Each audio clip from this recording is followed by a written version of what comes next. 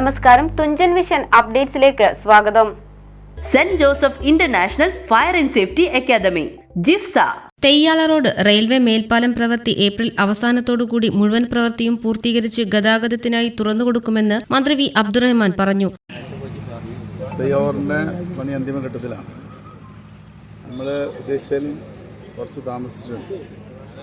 അതിന് കാരണങ്ങളാണ്. ഏതായാലും ഇനി ഈ മാസം അവസാനത്തോടുകൂടി നമ്മൾ തുറന്നു കൊടുക്കാൻ കഴിയുന്ന രീതിയിലാണ് ഇപ്പോൾ മുന്നോട്ട് പോയത്. ശരി, അത് ചെറിയ ബുദ്ധിമുട്ട് ജനങ്ങൾക്ക് ഉണ്ടായിട്ടുണ്ട്. പക്ഷെ അത് അവർക്ക് അറിയാം എന്താണ് കാരണമെന്ന്. പെട്ടെന്ന് തീർക്കാൻ പറ്റുന്ന ഒരു വർക്കല്ലല്ലോ. ധാരാളം ടെക്നിക്കൽ ഇഷ്യൂസ് ഉണ്ട്. അത് റെക്ടിഫൈ ചെയ്തേ മുന്നോട്ട് പോകാൻ കഴിയും. അതുകൊണ്ടാണ് കുറച്ച് താമസിച്ചത്. ഏതായാലും ഈ മാസം അന്ത്യത്തോടെ ഇതിനു മുമ്പും 2 അവധി അവസാന ഘട്ടത്തിലുള്ള പ്രവൃത്തി വിലയിരുത്തുന്നതിനായി പ്രദേശം സന്ദർശിക്കുകയായിരുന്നു മന്ത്രി. ഉദ്ദേശിച്ച സമയത്തേക്കാൾ പ്രവൃത്തി കുറച്ച് താമസിച്ചിട്ടുണ്ട്. അതുകാരണം പ്രദേശവാസികൾക്ക് ചെറിയൊരു ബുദ്ധിമുട്ട് നേരിട്ടിട്ടുണ്ട്.